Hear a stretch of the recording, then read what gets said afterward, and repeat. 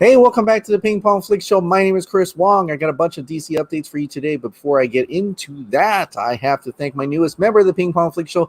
Thank you so much to Cooper Moser for joining the Ping Pong Flix Show family. Thank you so much. And all the members and the subscribers, thank you for the continued support indeed. All right, now on to the news. The first topic of the day is Supergirl is casting a new villain. Now, this is coming from DCU Direct, and this is, of course, as you know, regards to the CW's Supergirl show. It says here is casting a villain. The Direct has exclusively learned that the CW is casting an actress to play a major villain, codenamed Rosemary, in Supergirl Season 6. The series is searching for an actress of open ethnicity within the age range of 20s to 30s for the role.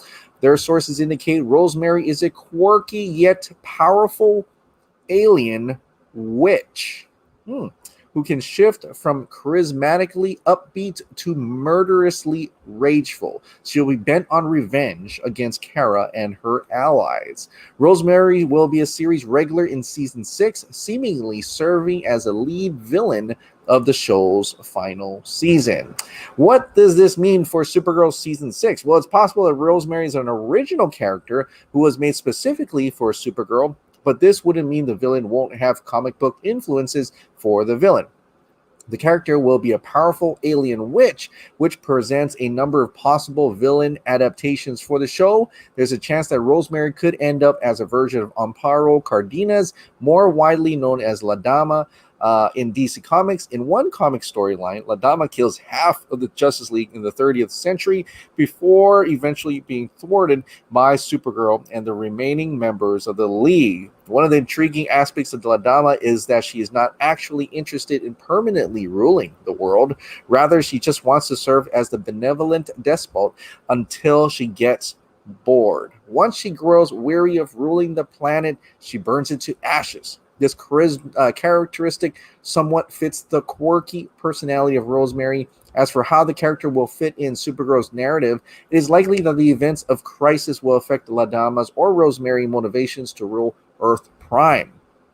Given that the character is bent on revenge, it's possible that she will blame Supergirl for the destruction of her Earth, eventually leading to a fateful showdown between the two characters. A side effect of Crisis on Infinite Earths could be an explanation as to how Rosemary ends up on Earth Prime. Whatever the case, the arrival of Rosemary will no doubt present a compelling challenge to Kara and her allies. For now, the threat of Leviathan is still at large, and it will still be exciting to find out how Supergirl resolves that plot points before Rosemary's debut in the hit CW series. So that's their guess in any case, regards to who this person is. I like how they said 30th century, because then they could. That's why we're seeing Mon-El, right? We saw shots of Mon-El and Brainiac, I believe, within some of the characters that are coming back for Supergirl season 6.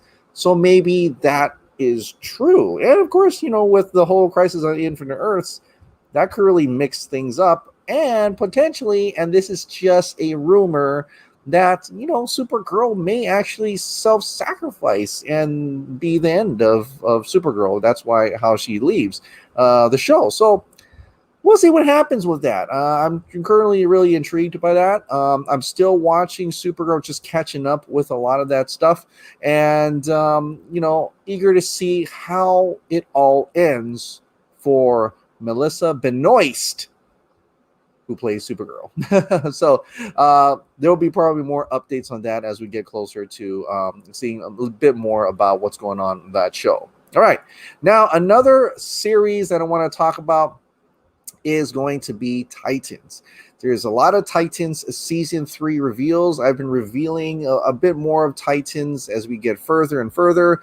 The Vulcan Reporter had put out a giant article to kind of tell you all the different things that he, Amre has known or finding out about Titan Season 3. Yes, there's a spoiler cameo in there, but not really. It's just a character that you saw before, where Cora actually meets this psychiatrist Well, his name is a psychiatrist, but that's the only spoiler. The other ones I've already talked about, like Joker is probably going to be in there. There's Tim Drake, Barbara Gordon, and also Donna Troy. In regards to Donna Troy, now he does reveal this.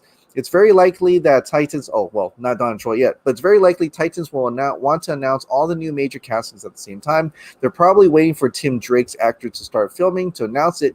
He starts filming in 2021, but is already present in Toronto. So that means Tim Drake is already there and will, probably after the holidays, then he's going to start filming, his character with Tim Drake. So that's exciting. I can't wait to see who that is. Also, he also updates about Connor Leslie, who plays Donna Troy. She's set to arrive in Toronto on the 28th. She'll be filming scenes until the end of production, so she'll be there as well. Donna Troy is going to be alive. Is going to be alive, probably because of Lazarus Pit. We'll have to wait and see about that. But definitely, those are some of the Titan season 3 reveals that have been coming up, and pretty excited to see season 3 for Titans. All right, well, that is pretty much it for the series focus, the different DC TV shows. Now let's get on with some movies. This one is revealed today, confirmed by Daniel RPK himself, that Mad Hatter is indeed in the Batman. This is coming from my buddies over at DC Versal. Daniel RPK confirms that Mad Hatter is indeed in the Batman. Now, we don't know which actor is playing him. I kind of went over several possibilities, I think, already, and who could be him.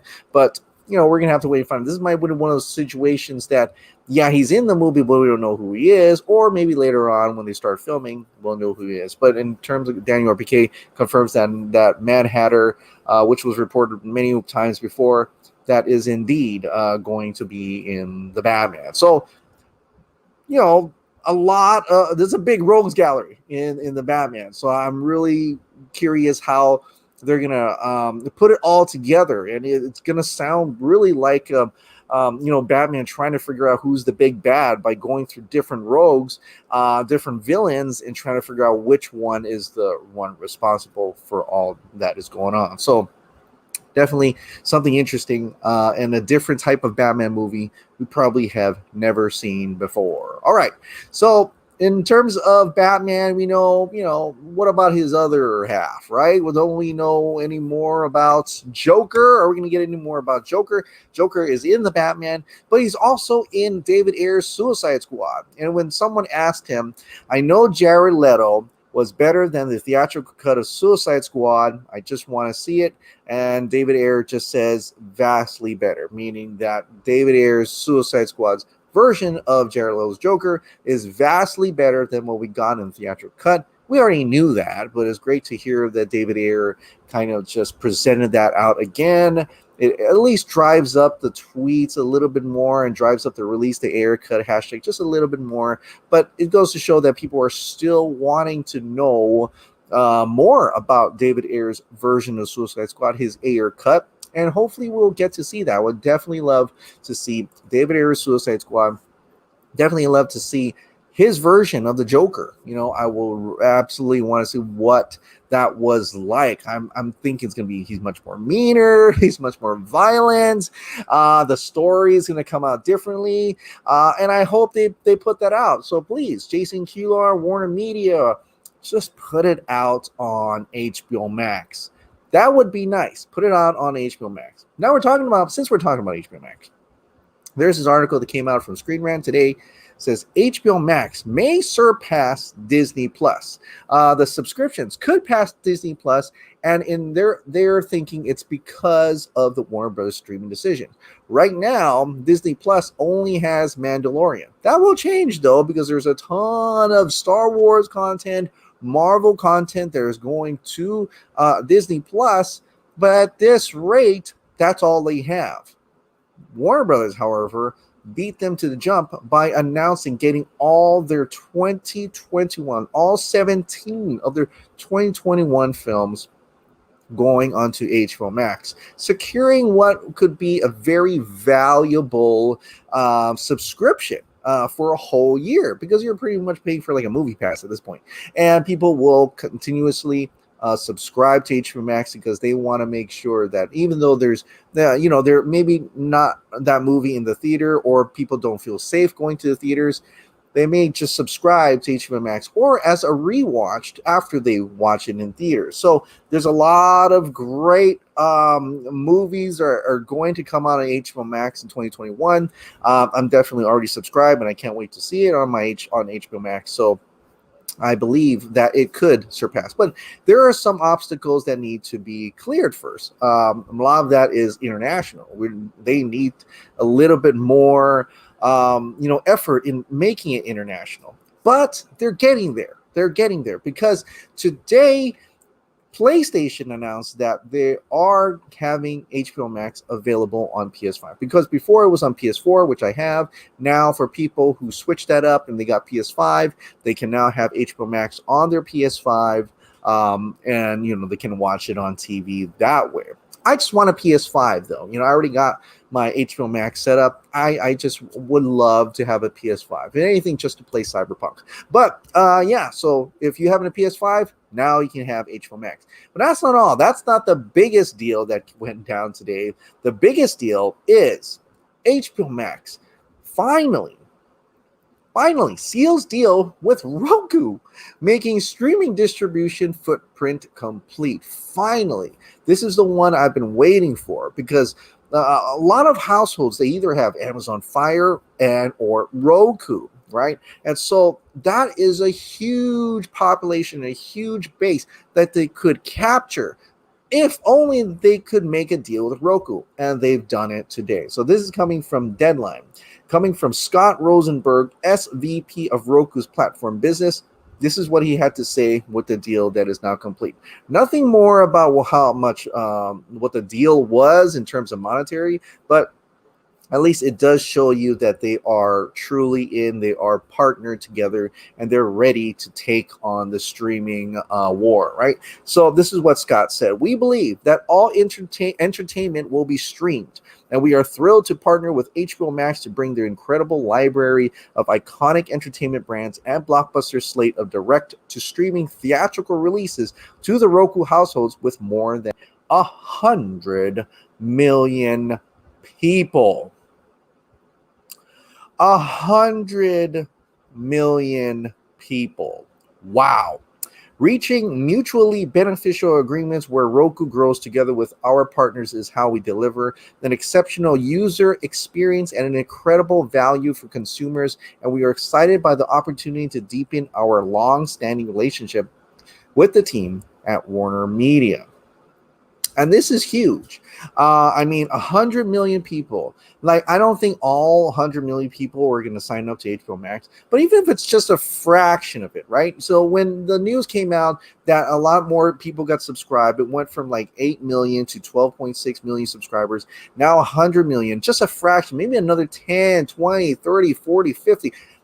That's a lot. That's a lot. Could just subscribe, and they'll definitely make a lot more money through the subscriptions. $14.99 a month per subscription. I mean, that's a deal. That's an incredible deal, and I think HBO Max really that's why I put that article first, that this could really be how they surpass Disney Plus. There's a lot of things going on in terms of content. There's a lot more content coming straight to HBO Max, theatrical releases coming to HBO Max, along with it, being open to other platforms like Amazon Fire, PlayStation 5, now Roku, and hopefully with the added international users, it could really, really make Disney Plus a run for their money until Disney Plus starts putting out their own more of their own content as well, and it's coming. But right now, maybe in 2021, HBO Max could definitely try to get ahead of that. So we'll see, but definitely it's exciting for HBO Max users out there and fans who want to see more content on HBO Max and able to see their content through the devices they already have, like Roku. That is a major deal, and so I think a lot of people should be pretty happy about that. I know I am, because I have a few TVs that have Roku on them and not Amazon Fire. So that is awesome. Now, there is a movie that's coming out on HBO Max on December 25th and in theaters as well, and that is Wonder Woman 1984. Now, a lot of people are being ever watch Wonder Woman 1984. I'm starting to see, Twitter users putting their own review out. I'm trying not to, hopefully not get a little bit of spoilers out there. I'm trying to avoid most of that and just try to capture the news for you, but there is something from Wonder Woman 1984 that I could provide here. And this is coming from DCEU Direct. Producers from Warner Brothers Pictures were questionable of certain aspects of Wonder Woman 1984. This was revealed by director Patty Jenkins in an interview with screenwriter Aaron Sorkin via Variety. Wonder Woman 1984 director Patty Jenkins revealed that Warner Brothers executives had their fair share of doubts and concerns in the middle of production. She discussed these challenges. The hardest challenge is keeping the map in your head and not losing faith. I think it's absolutely imperative that you have your script done and you think it's great. I don't understand how people do it when things are changing. I don't know how you could keep track of it. I'm not a believer in that. I'm not a believer in studios doing it. I wish they would stop doing it. Get your shit together and get your script written before you start making a movie. It drives me nuts. So we did very thorough writing, and then every single day you have to have faith in the writer in you and then in the artist that you work with to make a plan, that the plan is going to work. But let me tell you, it's absolutely fascinating to have to wait so long to keep it to see it come together. This was such a complicated film that even in the middle, the studio was like, I don't know about these things. I was like, you can't judge it yet. We don't have the effects in, so it looks stupid now, but you have to wait. Carrying that is very lonely.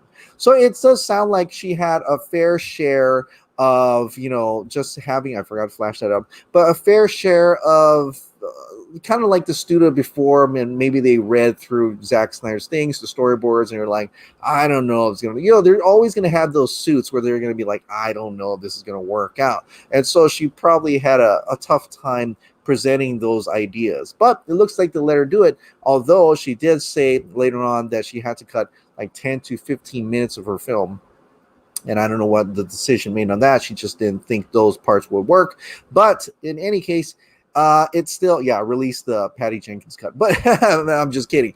But they're still going through their process, and I don't know. I think this, when she did Wonder Woman 1984, before she shot in production, this was still kind of the older regime, so maybe a lot of that regime is gone now. But that's always going to be the case for studios. And so I think now maybe they're a little bit more confident in the creators, the directors that are coming out, especially people like Patty Jenkins and, of course, Zack Snyder. So, but I'm eager to see this movie.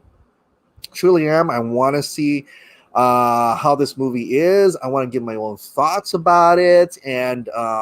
And I hope you get to watch my review on December 25th. I'll put that one out. So really excited. I can't wait to see Wonder Woman 1984. Now, I kind of mentioned Zack Snyder. I know, I threw it in there. I kind of did. But it seems like TNT is hyping up Snyder for some reason. Zack Snyder even posted this link. Those TNT guys are hilarious, right? And he posted a Twitter link of TNT. What am I talking about? Well, TNT Drama had put this on December 14th. This is on the first day of Christmas. My true love sent to me a Snyder in a pear tree, right? And a Snyder in a pear tree. And then it goes on further. It says, two moms named Martha. And then it goes to, on the third day of Christmas, my true love sent to me these three iconic legends. What am I thinking? They've already had, I believe, the BVS theatrical play on TNT. If I can remember, I think they did. So I'm wondering, and I know this is TV, and they'll probably have to censor a few things, but I'm wondering if this is hyping up the Batman v Superman Ultimate Edition, right? The cut that Zack Snyder approved, right? The Ultimate Edition is now coming to TNT Drama. That's my own guess at this point. I don't know. They could just be tweeting things out because they know that having Snyder, people love Snyder's and the BVS and things like that. It's a lot of, it gets a lot of traction for that. And that's why, a lot of people are tweeting it out, retweeting it out as well. But that could be it. But I'm thinking it could be. I think it might actually be the Batman v Superman Ultimate Edition. Probably a little bit censored. I mean, they do just have to take out a couple F-bombs and it should be okay. But as in concerns of that, I think it was still able to come out. That's going to be a big one for TNT, and I think that's great because it'll show like more of the mainstream people who don't have streaming services, and the only Batman v Superman they ever saw was the theatrical version. They're going to get a chance to see the real deal, the one version that should have came out in the beginning, Batman v Superman: Dawn of Justice, the Ultimate Edition. So hopefully for that, I don't know, but that would be pretty cool indeed. All right, so speaking of Zack Snyder's Justice League, I forgot to mention this actually yesterday. Apparently, there's going to be a new poster soon. Yeah. Zack Snyder, when asked by Christy Sunny, she asked, can we expect a new poster for Zack Snyder's Justice League? And he just said yes. And I can't wait to see that. I want to see an actual official poster. I know we got the Seven Samurai look. And then after that, we kind of got different types of very colorful Justice League posters and things like that. I'm not quite sure which ones he actually, was a part of, because Zack Snyder likes to be very hands-on in everything, even in the trailers. So I'm wondering if he had a poster in mind for Zack Snyder's Justice League, and I'm very curious to see what that is. And I think maybe we would get it soon, probably with a release date like right on the bottom. And if that were to happen, I think we're all go nuts over this thing, and we'll probably purchase it or print it out or whatever, put it on our shirts, put it on the wall, put it on the post. I would love to see, what is Zack Snyder's poster? We did the Justice League fan posters, and ultimately Victor Koo won with the Dark Side and everybody in there. And that's awesome. That's great. But there's not, there's always that, official stamp, if you will, even though Zach, stamped that as like, that wins the fan poster. There's always like in my mind, like, I want to know, what is Zack Snyder's Justice League poster, the official one that he approves, that he probably, very much got together with people and says, let's design this and let's look at it like this way. What does that look like? What does that look like? And I can't wait to see what exactly that would be. So hopefully it's pretty soon, and hopefully with release date. In terms of the release date, there was, a lot of people talked about how the scoopers were throwing in like, when is Zack Snyder's Justice League going to come out? I know Dave from Junkie and John Aaron Garza and everybody else, Daniel RPK, Grace Randolph. Well, Zack Snyder finally kind of just spilled when we'll see Zack Snyder's Justice League. And this is thank you to Thiago Caselli, who posted on Vero, right? The Superman lifting up the house in Justice League, and says, and he's saying, destroy every copy, please, thanks. Like, destroy every Justice League copy. Well, Zack Snyder actually responds to that with, I understand and of course respect your feelings, and I just hope I can wipe that version out of existence with what you see in March. This may be the first time, other than first quarter of 2021, first time he even mentioned an actual month that Zack Snyder's Justice League is going to come out. So now we know it's coming out in March. And this is really cool that he says, I hope I can wipe that version out of existence, like, like destroy that trash with his version, right? So literally it's like Darkseid doing the Omega beams onto Justice League and blowing it to hell. But anyway, that will be coming out in March. When in March? I have no idea. I mean, people are saying March 20th March 25th, he liked some James Lex. He actually put that out yesterday. He liked that. So other people saying middle of March, whatever. But late March sounds good. I think that would be work best. That was around the time Batman v Superman came out as well. So that may just be when, Zack Snyder's Justice League come out. But hey, it's coming out in March. Oh my God. That's like a little over 3 months from now. We will all get to watch Zack Snyder's Justice League, either in theaters and or on HBO Max. I don't know if it's truly like at the same time, but definitely on HBO Max. March, Zack Snyder's Justice League, bring it. Let us erase whatever was out there that came out in 2017 with this actual version, the actual movie that was supposed to come out this whole time. Zack Snyder's Justice League. Let's do it. March. All right. Put that on your calendars. Reserve the entire month of March for Zack Snyder's Justice League. All right, guys. Well, that is it for that. Let's go on with the Ping Pong Flix members' comments and questions. Like I said, if you want to leave a comment and question on this video, and I'll read it on the next video, please join as a member down below. There's a lot of different perks that come with that, including me reading your comment or question. So here is the first comment of the day. Brandon Hall, I was thinking it would be awesome to show a deeper connectivity within the DCEU to show that the old gods were a collective of beings from various planets like Krypton and similar Earth-like habitats, giving them the humanistic look to them, but the godly qualities one would acquire in our solar system, and more specifically, the atmosphere of Earth. It would also explain the array of different abilities they would have. That's interesting. That would make the new gods more the outsiders from vast worlds of conquest, lending to other characters like Mongol and other outside entities that could be considered demigods. Hence the line, no Kryptonians, no lanterns, this world will fall. Having this to be the ongoing conflict, yet having the codex embedded in Kal-El's cells being the final key to the anti-life equation because of the closeness of to the genetics of the old gods. Also, the commingling the old gods would have done with the earliest of humanity would have given rise to vast civilizations on Earth and altered human DNA to also evolve.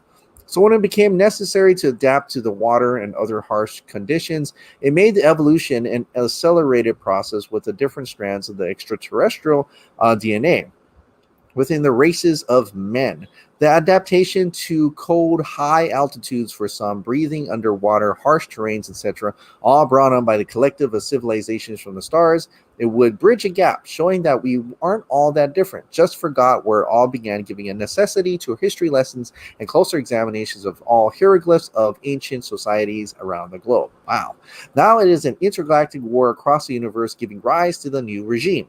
A reset across the galaxies to bring a new order through chaos, remoting everything in the image of chaos between physical and extra-dimensional realms. Okay. My mind can get a little out there sometimes. LOL, probably overthinking. Anyway, much love as always. Take care. I don't know about that, but yeah, that would be cool to see. And I don't know if it's going to be in Justice League, but definitely in some fashion. I don't know if Ava DuVernay's New Gods will ever take off, and maybe we'll get into things like that or not. But definitely, if like Zach ever has the opportunity to explore that further in terms of, comic books, animation, or even if he gets a chance at a live action piece, definitely that would be pretty cool to explore further than that. But thank you, Brandon. Mr. Stokes, I love the idea of watching Zack Snyder's Justice League as a 4-hour film rather than 4 1-hour episodes. My wife, bless her, hasn't got the best of bladders, thanks to the kids and baby due in January. But the grand scale of this epic, not just a film, but a global event, it deserves to be a film. So this film is going to be a trial on her endurance. She's a good egg. I got a feeling it won't be just a Dark Knight getting F-bomb trigger happy, but Cyborg is going to drop as some explicit words, as Zack Snyder hinted at. Wales will go into full lockdown with Tier 4 restrictions for 3 weeks from December 28th. The First Minister has announced. I feel terrible for that, but anyway, congratulations on the new one coming up. So Mr. Stokes was looking forward to seeing Wonder Woman 1984 in the cinema, but the idea has flushed down the toilet.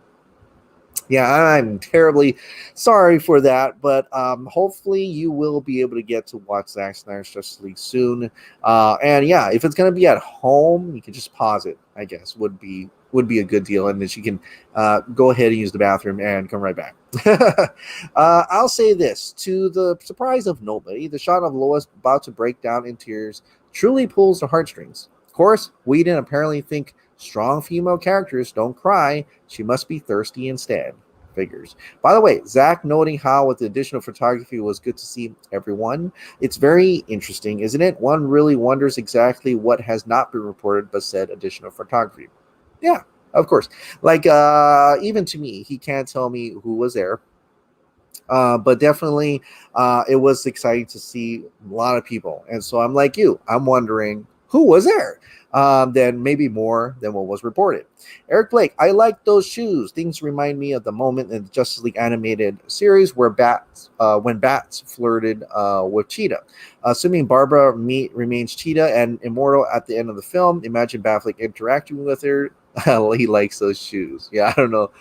Yeah, depending. Well, let's see what happens. I don't know if she's gonna not end well or not. Don't spoil it. Don't put that in the comments if you've seen it. But definitely interesting. Pat going full on 80s with Wonder Woman 1984 instantly makes me reflect on that Kung Fury film a few years back. Specifically, I can't help picturing the song and music video David Hasselhoff did for this film, True Survivor, being used in conjunction with Steve Trevor and Diana taking on Maxwell Lord. You can't help it. Oh, and Cheetah. Probably not going to happen officially, but cue the fan edits. I now speak it into existence. Yeah, I don't know. Because it's in the 80s, you never know. She may throw in a song in there. But I hope she just uses Hans Zimmer. I hope she just uses Hans Zimmer. Chris Action, oh, this is from Big Rooster. Chris Action movies in the 1980s wasn't cheesy or cringe like that clip, so people need to stop trying to justify that scene with that statement. It wasn't good. I just pray the whole movie isn't like that. Jeff Johns was trying his hardest to turn DCEU into the MCU popcorn kids movies. Jeff Johns and Joss Whedon ruined a Justice League and now has turned Wonder Woman into some Saturday morning kid cartoon show. Raiders of the Lost Ark, Lost Ark actually had nothing like that in the clip of that movie. Ghostbusters didn't either. Commando was garbage. Commando was not garbage. I don't know. Were you from the 80s? Because I definitely saw a lot of cheesy cringe stuff that like if I back then it wasn't so much. And then sometimes when you still have the nostalgia, eyes on, you don't see it. You don't see the cringe because you've seen it so many times that you accept that as being normal. But I just recently saw Ghostbuster again, and they do have some things like especially when Slimer comes out and things like that, and some of the civilians, if you see, they do kind of act in certain ways that are very similar. So I do think there are some cheesy. I think even let me see. 80s movies. Cheesy or campy? Let's see. Why was it popping up? Flash Gordon? Yeah, okay. That was certainly there's the Beastmaster. Yeah, I've seen that. Killer Clowns from Outer Space. There's definitely some cheese. There's Surf Nazis. Okay. Yeah, so Top Gun wasn't cheesy. So there are some that are not like that. I don't know why they would put there, but there are definitely a lot of Masters of the Universe. That had some cheese, and I think I saw that recently as well. Robot Jocks was awesome. Supergirl, okay, so that had it in there as well. So definitely, if she's like looking at 80s superhero, then definitely it would be like Superman. Richard Lester put a lot of campy stuff, cheesy stuff in more than Donner did. But so Richard Lester came in on Superman 2, did Superman 3, and they have a lot of that stuff in there. And I heard Wonder Woman's very much like Superman 3, I think someone said. Supergirl. Definitely. I mean, I think even Back to the Future had some stuff like that. There's definitely Police Academy, Big Trouble in Little China. Like there are Howard the Duck. So, I mean, there is a ton. Like when I remember 80s movies, they were all about that. So I'm not sure, if you've seen a lot of the or grew up during that time or not, but there's definitely a lot of cheese, even more than what you saw in that clip. That was kind of lightly tempered, so I don't know what you mean by that, but definitely it is cheese. But yeah, of course, Jeff Johns and Joss Whedon ruined that for sure. But you got to remember, Zack Snyder is the producer, and his production company is in Wonder Woman 1984. The people were telling me that it was flashed large on screen. Zack Snyder was on, his name was big on that. So I wouldn't put that, I wouldn't agree to that wholeheartedly, really. Michael Serlo, Mathilier. Chris, I was really impressed with the opening scene of Wonder Woman 1984. The arena looked amazing. I believe an Amazon series is needed with a multiverse and a God's world where the Amazonian continue to fight demons attempting to cross into our universe, and Amazons being sent into the multiverse and gods conversing about our worlds and the struggles to stay out of our affairs. As for Zack Snyder's Justice League, the F-bomb, really, people? You gotta be kidding. We have been begging and praying for an unrestricted version of Justice League, and we finally getting one amazing movie, and you have complainers. Message to those people: please go watch your Disney movie and watch your G movie. Let us enjoy a rated R movie and love the guts and cursing. Zach, you rock. Yeah. That's so funny how people are getting like TikToks like, really, a rated R Justice League? It's a family film. You already got it. 2017, you can buy that bargain bin DVD right now if you wanted. That version already existed. Now let us have the real one, R-rated, violent. Let's have it. Zack Snyder style. That's what I say. The Rebel Prince. Wow. I know I said 2 days ago that I wasn't a fan of 4:3 aspect ratio, but seeing on the IMAX screen, it looks a good bit wider than trailer. Also, Chris, I'm from Ireland. I'm going to see Wonder Woman 1984 on Friday morning with one of my friends. I can't tell you how excited I am to see it. That's awesome. That you'll get to actually see that in theaters, and you're probably going to see it. You're going to see it right now. As probably when you see this, you're probably going to see it right now. So I envy you a lot because I can't see it until next week. But so that's awesome. But definitely, yeah, you see that screen. It's probably a little chopped, but definitely it fills up and fills up the IMAX. So don't worry about that. And definitely, if you'll probably get a chance to see that version in IMAX as well. So that'll be pretty fun. Chris, if you can choose, let me just zoom in here. Chris, if you can choose a scene from the Snyder Cut to see, which was that? Second, if you can delete from the existence of Justice League, you would do it. Third, in the Zack Snyder's Justice League, the Darkseid invasion sequence was 20 minutes. And fourth, in the final battle, when Cyborg sees the Vision, we will a big scene of nightmare sequence or a little scene from the destroyed Hall of Justice and the death of Batman and Flash going back in time. Continue the great job you do. Well, thank you so much, Nicholas Perdikas. If I could choose a scene from the Snyder Cut to see, I would say the nightmare scene. And if I could delete from the existence, yes, I would. If I could, I'd definitely delete the existence Justice League. The third, in the Zack Snyder's Justice League Darkseid Invasion, was 20 minutes. I think it's you're probably around that.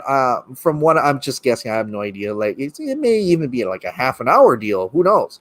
In the final battle, when Cyborg sees Vision, will we see a big scene? Yeah, so I don't know when the nightmare sequence is going to be in there, but I'm thinking it's going to be substantial. I mean, you brought back Deathstroke, you brought in Jared Leto's Joker, you brought in Mara, right? And what I'm thinking is the nightmare scene. By the way, but I definitely know Deathstroke is in the nightmare scene. So you brought them all back. It's not going to be a little scene. I think there's going to be something substantial to that. I don't know what's going to be in that, but I definitely think it's going to be a big part of the thing. Like maybe even as long as the nightmare sequence we actually saw in Batman v Superman. Imagine that, but as just as long, but peppered with all the other characters in there. So, and I gotta say, it'll probably make us really curious to absolutely see more. So more is better. All right, well, that is it for today. I want to thank you so much for watching. Like I said, if you absolutely love this daily dose of DC content and movie shows and video games, please click the like button, hit that subscribe button, ring that notification bell, keep this hot dog light on, and I'll see you next time. Bye.